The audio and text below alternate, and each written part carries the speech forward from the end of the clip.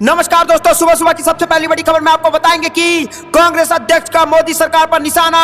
कहां कच्चे तेल के दाम लुढ़क रहे हैं, लेकिन इनकी लूट पर कोई लगाम नहीं है। जी हां दोस्तों, मोदी सरकार को घेरते हुए कांग्रेस अध्यक्ष मल्लिकार्जुन खड़गे ने मोदी सरकार पर उठा दिया है बड़ा प्रश्न चिन्ह। इसी प्रकार दूसरी बड़ी खबर में आपको बताएंगे कि क्या लोकसभा चुनाव से पहले डील होगा डन। खड़गे ने लालू की मौजूदगी में ही नीतीश कुमार से की बात। जी हां दोस्तों, यहां पर इंडिया गठबंधन मजबूत हो रहा है और लोकसभा चुनाव 2024 में मोदी को लग सकता है बड़ा झटका। इसी प्रकार तीसरी बड़ी खबर में आपको बताएंगे कि भारत जोड़ो यात्रा 2.0 की शुरुआत मध्य प्रदेश के जिले से होकर गुजरेगी न्याय यात्रा। जी हां दोस्तों, 698 किलोमीटर कवर करेंगे राहुल गांधी, जिसको लेकर के भाजपाइयों में मच चुका है हड़कंप। इसी प्रकार चौथी बड़ी खबर में आपको बताएंगे कि दिग्विजय सिंह ने फिर ईवीएम पर उठाए सवाल। कहा, मैंने खुद देखा है कि कैसे ईवीएम को किया जाता है हैक। इसी प्रकार पांचवी बड़ी खबर में आपको बताएंगे कि मूर्ति की प्राण प्रतिष्ठा शास्त्रों के अनुसार होनी चाहिए। शंकराचार्य ने अयोध्या नहीं जाने का किया ऐलान। जी हां दोस्तों, यहां पर भाजपा की उड़ चुकी है नींद और यहां पर राम मंदिर को लेकर के उठ गया है बड़ा प्रश्न और शंकराचार्य ने उठाया ये सवाल और ना जाने का कर दिया है फरमान जारी। दोस्तों, आपको क्या लगता है कि ऐसे ही राम मंदिर का मुद्दा बना रही है भाजपा? ये आस्था के लिए नहीं, राजनीति के लिए भाजपा जो है कर रही है। आपको जो भी कुछ लगता है कमेंट जरूर बताइएगा। और दोस्तों, आपको क्या लगता है कि लोकसभा चुनाव 2024 में किसकी जीत होगी, एनडीए वर्सेस इंडिया? कमेंट जरूर बताइएगा। इस वीडियो को लाइक और चैनल को सब्सक्राइब करके रख लीजिए। और आप भी अगर लोकसभा चुनाव 2024 में इंडिया गठबंधन के साथ खड़े हैं तो कमेंट में इंडिया जरूर लिखिएगा। रुक करते हैं पहली खबर की तरफ। कांग्रेस अध्यक्ष का मोदी सरकार पर निशाना। कहा, कच्चे तेल के दाम लुढ़क रहे हैं, लेकिन इनकी लूट पर कोई लगाम नहीं है। जी हां दोस्तों, हम आपको बता चलें कि कांग्रेस अध्यक्ष मल्लिकार्जुन खड़गे ने मोदी सरकार पर निशाना साधा है। उन्होंने कहा है कि कच्चे तेल के दाम कम होने के बाद भी कंपनियां डीजल पेट्रोल की कीमत में कटौती नहीं कर रही है। तेल कंपनियां हर 1 लीटर पेट्रोल पर जनता से 8 रुपए से 10 रुपए और डीजल पर 3 रुपए से 4 रुपए मुनाफा कमा रही है। मल्लिकार्जुन खड़गे ने एक्स पर लिखा कि कच्चे तेल के दाम लुढ़क रहे हैं, पर मोदी सरकार की लूटखोरी पर कोई लगाम नहीं है। मोदी जी के मंत्री जी खुद कह रहे हैं कि तेल कंपनियों से दाम घटने के बारे में कोई बात नहीं हुई है। तेल कंपनियां हर 1 लीटर पर जनता से 8 से 10 रुपए और डीजल पर 3 से 4 रुपए मुनाफा कमा रही है और 50 साल से सबसे कम हुए जनता के बीच का हिसाब देश भाजपा के अच्छे दिन के झूठे भाषणों और खोखले विज्ञापनों में ढूंढ रहा है। बता दें कि कच्चे तेल के दामों में कटौती के बाद भी तेल कंपनियां डीजल पेट्रोल के दामों में कमी नहीं कर रही है। बीते कई दिनों से चर्चा थी कि सरकार तेल के दामों में कटौती कर सकती है, लेकिन दाम में कमी नहीं हुई है। कहा जा रहा है कि लोकसभा चुनाव से पहले सरकार तेल के दामों में कटौती कर सकती है, लेकिन लोकसभा चुनाव से पहले करेगी ये। और अगर लोकसभा चुनाव 2024 में अगर गलती से भी मोदी सरकार जीत जाती है तो दुगुना कर देगी दाम। दोस्तों, आपको क्या लगता है कि महंगाई और बेरोजगारी जो मोदी की सरकार में है, भाजपा की सरकार में है, वो आज तक किसी भी सरकार में नहीं हुआ है? और लोकसभा चुनाव में आप भी इंडिया गठबंधन के साथ खड़े हैं तो कमेंट में इंडिया जरूर लिखिएगा। इस वीडियो को लाइक जरूर करिएगा। रुक करते हैं अगली खबर की तरफ। क्या लोकसभा चुनाव से पहले डील हुआ डन? खड़गे ने लालू की मौजूदगी में की नीतीश कुमार से बात। जी हां दोस्तों, हम आपको बता चलें कि लोकसभा चुनाव में इंडिया गठबंधन के सहयोगियों के साथ सीट बंटवारे को लेकर के कांग्रेस ने बातचीत शुरू कर दी है। इसको लेकर के कांग्रेस के राष्ट्रीय अध्यक्ष मल्लिकार्जुन खड़गे ने बुधवार को बिहार के मुख्यमंत्री नीतीश कुमार के साथ अहम बातचीत की है। बताया जा रहा है कि इस बैठक में तीनों पार्टियों ने लोकसभा चुनाव में सीट शेयरिंग फॉर्मूले पर चर्चा की है। हालांकि कौन कितना सीटों पर चुनाव लड़ेगा यह तो तय होने पर ही अभी समय लग सकता है, पर कहा जा रहा है कि सीट शेयरिंग फॉर्मूला पर आम सहमति बनाई जा रही है। आपको बता दें कि आगामी लोकसभा चुनाव के लिए सीट बंटवारे के फॉर्मूले पर निर्णय लेने के लिए पिछले सप्ताह कांग्रेस ने राज्य इकाई के साथ कई बैठकें की थी। कांग्रेस के गठबंधन पैनल ने 10 से अधिक राज्यों के नेताओं से मुलाकात की और सूत्रों के अनुसार कांग्रेस 290 से अधिक सीटों पर एकला चलो फिर से चुनाव लड़े और उन राज्यों में चुनाव लड़ने पर विचार कर रही है जहां वो गठबंधन में है। मल्लिकार्जुन खड़गे ने जब नीतीश कुमार के साथ बातचीत की तो उस दौरान आरजेडी सुप्रीमो लालू प्रसाद यादव भी मौजूद रहे। बताया जा रहा है कि कांग्रेस अध्यक्ष ने सीएम नीतीश कुमार और लालू प्रसाद यादव के साथ यह वर्चुअल मीटिंग की है। बताया जा रहा है कि इस बैठक बैठक में 3 नेताओं ने बिहार में सीट शेयरिंग को लेकर के बातचीत की है। कांग्रेस यहां बैठक बिहार, उत्तर प्रदेश, उत्तराखंड, गुजरात, जम्मू कश्मीर, केरल, तमिलनाडु, पंजाब, दिल्ली, पश्चिम बंगाल और झारखंड के पार्टी नेताओं के साथ भी बैठक कर रही है।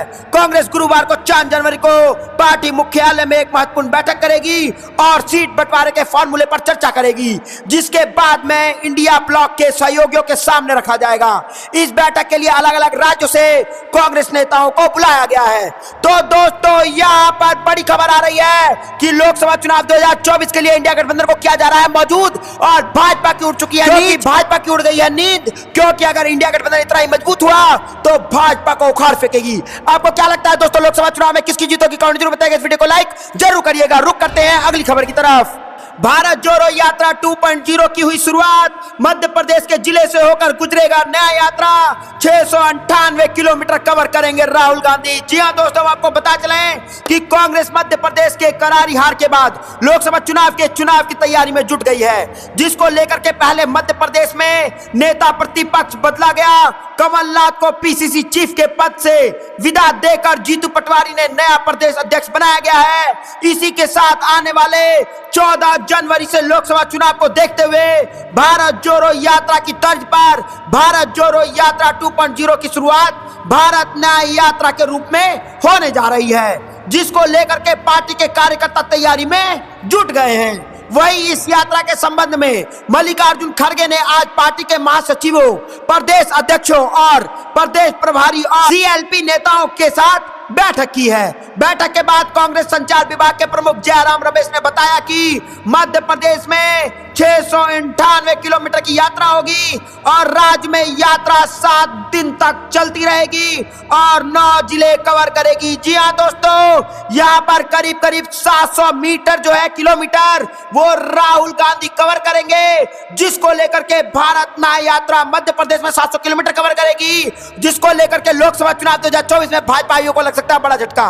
दोस्तों, आपको क्या लगता है कि ऐसा ही भारत जोड़ो यात्रा ने भाजपा को झटका दिया था, वैसे ही भारत न्याय यात्रा भी लोकसभा चुनाव में कांग्रेस को मजबूती के साथ खड़ा करेगा, राहुल गांधी को मजबूत करेगा और भाजपा की नींद उड़ा देगा। आपको जो भी कुछ लगता है कमेंट जरूर बताइएगा। इस वीडियो को लाइक जरूर करिएगा।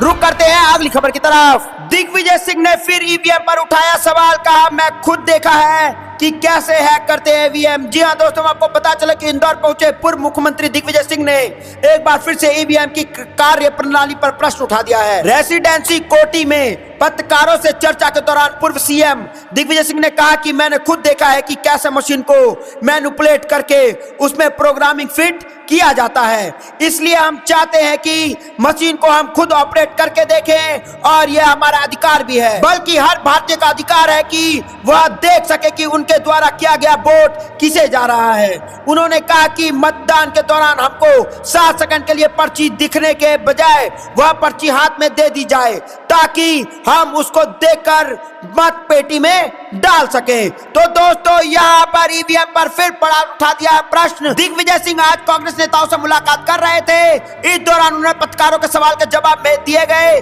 जिन्होंने दिग्विजय सिंह से जब ईवीएम पर सवाल किया गया तो उनका कहना था कि मैं पहले से ही कह रहा हूं कि ईवीएम को मैनिपुलेट किया जा रहा है। दिग्विजय सिंह ने इंदौर में बोला कि वीवीपैट स्लिप दिखाने की जगह हाथ में दी जाए ताकि हमें उसे अलग से पेटी में डाल दे। उन्होंने कहा कि चुनाव में प्रशासन का पूरा तंत्र लगा रहा, वोटिंग की गई, वही वोटर लिस्ट में फर्जी नाम जोड़ दिए गए, वोटर लिस्ट में यह सब चीज थी। उसके बाद भी सारे सर्वे कांग्रेस के पक्ष में आ रहे थे, बाद नतीजे कुछ और आ गया। वोट देना हमारा अधिकार है, हमको 7 सेकंड के लिए पर्ची दिखाने की बजाय वो पर्ची हाथ में दे दीजिए ताकि हम उसे मतपेटी में डाल सकें और यहाँ पर ईवीएम पर कोई प्रश्न उठे ही ना। दोस्तों, अगर आपको ऐसा लगता है कि ईवीएम को आराम से हैक किया जा सकता है और दिग्विजय सिंह का कहना सही है और आप भी दिग्विजय सिंह और कांग्रेस पार्टी के साथ खड़े हैं, तो आप कमेंट जरूर बताइए। इस वीडियो को लाइक, चैनल को सब्सक्राइब करके रख लीजिएगा। रुक करते हैं अगली खबर की तरफ। मूर्ति की प्राण प्रतिष्ठा शास्त्रों के अनुसार होनी चाहिए। पूरी शंकराचार्य ने अयोध्या नहीं जाने का किया ऐलान। जी हाँ दोस्तों, आपको पता चले कि उड़ीसा के जगन्नाथपुर मठ के शंकराचार्य स्वामी निश्चलानंद सरस्वती ने अयोध्या में 22 जनवरी को होने वाले प्राण प्रतिष्ठा कार्यक्रम को लेकर के विरोध जताया है। उन्होंने कहा है कि मूर्ति की प्राण प्रतिष्ठा शास्त्रों के अनुसार नहीं हो रही है, इसलिए वह कार्यक्रम में शामिल नहीं होंगे। उन्होंने राम मंदिर के नाम पर हो रही राजनीति को लेकर के भी आपत्ति जताई है। बुधवार को स्वामी निश्चलानंद सरस्वती रतलाम में थे। वह यहाँ त्रिवेणी तट पर आयोजित हिंदू जागरण सम्मेलन को संबोधित करने पहुंचे थे। इस दौरान उन्होंने ऐलान किया कि वह श्री राम मंदिर के प्राण प्रतिष्ठा समारोह में शिरकत नहीं करेंगे। उन्होंने मीडिया से बातचीत के दौरान कहा कि मोदी जी लोकार्पण करेंगे, मूर्ति का स्पर्श करेंगे और हम वहां तालियां बजाएंगे। क्या मेरा जो पद है उसकी भी मर्यादा है। कार्यक्रम में प्राण प्रतिष्ठा शास्त्रों के अनुसार होनी चाहिए, इसलिए मैं अयोध्या नहीं जाऊंगा। शंकराचार्य स्वामी ने आगे कहा, राम मंदिर में मूर्ति की प्राण प्रतिष्ठा शास्त्रों के अनुसार होनी चाहिए। ऐसे आयोजन में मैं क्यों जाऊं? मुझे जो आमंत्रण मिला है उसमें लिखा है कि आप और आपके साथ सिर्फ एक व्यक्ति आयोजन में आ सकते हैं। इसके अलावा हमसे किसी तरह का अब तक संपर्क नहीं किया गया है। शंकराचार्य ने धर्म स्थल पर बनाए जा रहे कॉरिडोर की भी आलोचना की है। उन्होंने कहा है कि आज सभी प्रमुख धर्म स्थलों को पर्यटन स्थल बनाया जा रहा है। इस तरह भोग विलासिता की चीजों को जोड़ा जा रहा है जो ठीक नहीं है। तो दोस्तों, यहाँ पर राम मंदिर को लेकर के बड़ा प्रश्न उठा दिया है शंकराचार्य ने, और उन्होंने साफ साफ मना कर दिया है कि मैं अयोध्या नहीं जाऊंगा। मोदी जी इसका राजनीतिकरण कर रहे हैं। दोस्तों, आपको क्या लगता है कि राम मंदिर का मोदी जी राजनीतिकरण कर रहे हैं और इस धर्म की राजनीति से ही मोदी को लोकसभा चुनाव 2024 में बड़ा झटका लगेगा? आपको जो भी कुछ लगता है कमेंट जरूर बताइएगा। इस वीडियो को लाइक जरूर करिएगा। रुक करते हैं अगली खबर की तरफ। बाबा बालकनाथ की अनदेखी 2024 में भाजपा को पड़ सकती है भारी। योगी की छवि सबसे बड़ा फैक्टर। जी हां दोस्तों, आपको पता चले कि पूर्व लोकसभा सांसद और तिजारा से मौजूदा विधायक बाबा बालकनाथ के समर्थक पिछले कुछ दिनों से बीजेपी से खासा नाराज चल रहे हैं। नाराजगी की वजह पार्टी द्वारा बाबा की अनदेखी करना है। उनका मानना है कि पिछले कुछ दिनों में भाजपा नेतृत्व द्वारा बाबा बालकनाथ की पूरी तरह से अनदेखी की जा रही है। उनका यह भी कहना है कि इसके चलते बाबा खुद असहज हैं। जो बाबा हमेशा पार्टी के प्रति समर्पित रहते हैं, वो कांग्रेस के खिलाफ काफी आक्रामक रहते थे, वह बाबा इन दिनों शांत हैं। लोगों के दिलों में यही सवाल है कि यूपी में सीएम योगी आदित्यनाथ के पद चिन्हों पर चलने वाले बाबा बालकनाथ को आखिर पार्टी अनदेखा क्यों कर रहा है। विधानसभा चुनाव परिणाम आने के बाद मुख्यमंत्री पद के दावेदार में बाबा बालकनाथ भी थे। पार्टी के सबसे ज्यादा संभावित सीएम चेहरे में बाबा बालकनाथ का नाम था। जयपुर से लेकर के दिल्ली तक राजनीतिक विश्लेषक बाबा बालकनाथ को भावी मुख्यमंत्री बता रहे थे, लेकिन 12 दिसंबर को जब मुख्यमंत्री के नाम का ऐलान हुआ तो बाबा सहित पार्टी के कई दिग्गज नेता हैरान रह गए। मुख्यमंत्री तय होने के 17 दिन बाद 30 दिसंबर मंत्रिमंडल का गठन हुआ था। भजन लाल के 22 मंत्रियों में बाबा बालकनाथ को शामिल नहीं किया गया। सीएम पद के दावेदार बाबा को मंत्री भी नहीं बनाए जाने से बाबा के समर्थक भाजपा से काफी नाराज है। और दोस्तों, यहाँ पर भाजपा में फूट मच गई है और भाजपा के नेताओं ने जो है खुद के कार्यकर्ता भाजपा से नाराज है, जिसको लेकर के लोकसभा चुनाव 2024 में भाजपा को लग सकता है बड़ा झटका। दोस्तों, आपको क्या लगता है लोकसभा 24 में किसकी जीत होगी? कमेंट जरूर बताइएगा। इस वीडियो को लाइक जरूर करिएगा। रुक करते हैं अगली खबर की तरफ। जयंत चौधरी का यह दावा कि भाजपा की बढ़ सकती है टेंशन और युवाओं को साधने के लिए खास है प्लानिंग। जी हां दोस्तों, आपको पता चले कि लोकसभा चुनाव को लेकर के यूपी के मुख्य पार्टियों ने तैयारी तेज कर दी है। बैठकों का दौर चल रहा है और चुनावी रणनीति बनाई जा रही है। इसी कड़ी में युवाओं को साधने के लिए राष्ट्र लोकदल ने खास प्लानिंग की है। आरएलडी ने युवा सांसद कार्यक्रम के तहत युवाओं को साधने की तैयारी कर ली है। पार्टी अध्यक्ष जयंत चौधरी युवा सांसद के सहारे पश्चिम यूपी के युवाओं को जोड़ेंगे। आरएलडी की ओर से पश्चिम यूपी की पहली युवा सांसद का आयोजन 7 जनवरी को मेरठ जिले में किया जाएगा। इस दौरान आरएलडी युवाओं के मुद्दे को उठाने कर बीजेपी सरकार को घेरने का काम करेगी और आरएलडी की ओर से युवा सांसद में बेरोजगारी, शिक्षा, सुरक्षा सहित कई मुद्दों को उठाया जाएगा। मेरठ बाईपास डाबका के साई मंदिर में युवा सांसद का आयोजन किया गया है। तो दोस्तों यहाँ पर फिर से गिर गया है मोदी सरकार और साफ साफ सवाल उठा दिया गया है कि शिक्षा, बेरोजगारी, महंगाई, सुरक्षा समेत इस बड़े बड़े मुद्दों पर भाजपा को घेरा जाएगा और मोदी सरकार को लोकसभा चुनाव 2024 में बड़ा झटका लग सकता है। दोस्तों आपको क्या लगता है कि लोकसभा चुनाव 2024 में महंगाई, बेरोजगारी, सुरक्षा ये सभी एक बड़े मुद्दे रहने वाले हैं? आपको जो भी कुछ लगता है कमेंट जरूर बताइएगा। इस वीडियो को लाइक जरूर करिएगा। रुक करते हैं अगली खबर की तरफ। प्रधानमंत्री मोदी से मुलाकात कर ले केजरीवाल और हेमंत सोरेन, क्या बोले संजय राउत? जी हां दोस्तों, हम आपको बता चलें कि दिल्ली के मुख्यमंत्री अरविंद केजरीवाल और झारखंड के मुख्यमंत्री हेमंत सोरेन के खिलाफ ईडी की कार्रवाई पर शिवसेना उद्धव ठाकरे के गुट के नेता संजय राउत ने एक बड़ा बयान दिया है। उन्होंने कहा है कि अगर दोनों मुख्यमंत्री प्रधानमंत्री मोदी से मुलाकात कर लें और कह दे कि वह बीजेपी में शामिल हो रहे हैं तो पूरा मामला यही खत्म हो जाएगा। दोनों सीएम वॉशिंग मशीन में जाएंगे और क्लीन होकर बाहर आएंगे। जी हां दोस्तों, यहां पर संजय राउत ने मोदी सरकार को और पूरे भाजपा को वॉशिंग मशीन कह दिया है और उन्होंने साफ साफ कह दिया है कि अगर अरविंद केजरीवाल और हेमंत सोरेन आज के आज अगर भाजपा ज्वाइन कर ले, मोदी सरकार के पैरों में गिर जाए तो वहां से वो क्लीन हो जाएंगे। उसके पास ना ईडी की जांच होगी ना सीबीआई की जांच होगी, वो एक सच्चे नेता हो जाएंगे। दोस्तों हम आपको बता चले कि अरविंद केजरीवाल और हेमंत सोरेन के खिलाफ ईडी की कार्रवाई पर शिवसेना उद्धव ठाकरे नेता संजय राउत ने कहा कि इंडिया गठबंधन में जो नेता है उसके ऊपर दबाव डालने का काम चल रहा है, चाहे महाराष्ट्र हो या दिल्ली या फिर झारखंड हो। गठबंधन के नेताओं को प्रताड़ित किया जा रहा है। जी हां दोस्तों, यहां पर इंडिया गठबंधन से डर चुकी है भाजपा और जो नेता या जो पार्टियां इंडिया गठबंधन के साथ जुड़ी हुई है उसके ऊपर ईडी और सीबीआई का जांच करा रही है भाजपा। दोस्तों आपको क्या लगता है कि लोकसभा चुनाव 2024 में भाजपा की उठ चुकी है नींद और इंडिया गठबंधन की होगी जीत? आपको जो भी कुछ लगता है कमेंट जरूर बताइएगा। इस वीडियो को लाइक जरूर करिएगा। रुक करते हैं अगली खबर की तरफ।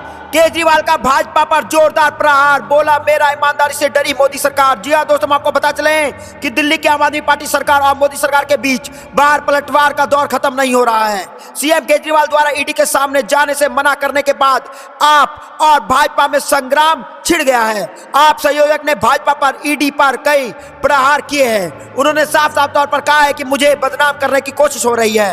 उन्होंने सवाल उठाया कि आखिर लोकसभा चुनाव से पहले ही ईडी क्यों बुला रही है। उन्होंने कहा भाजपा का मकसद पूछताछ नहीं है, इसका मकसद जांच करना नहीं है, इसका मकसद सिर्फ और सिर्फ यही है कि पूछताछ के लिए केजरीवाल को बुला लो और फिर गिरफ्तार कर लो। उधर बीजेपी ने कहा कि वह सिर्फ राजनीति कर रहे हैं और लोगों को बरगला रहे हैं।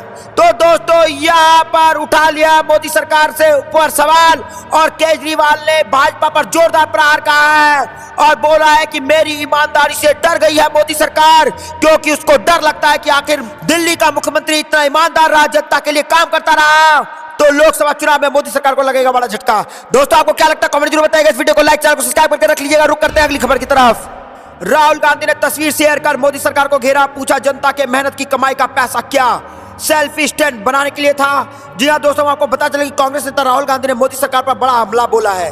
उन्होंने एक तस्वीर को शेयर किया है जिसमें काफी लोग फर्श पर सोए हुए हैं।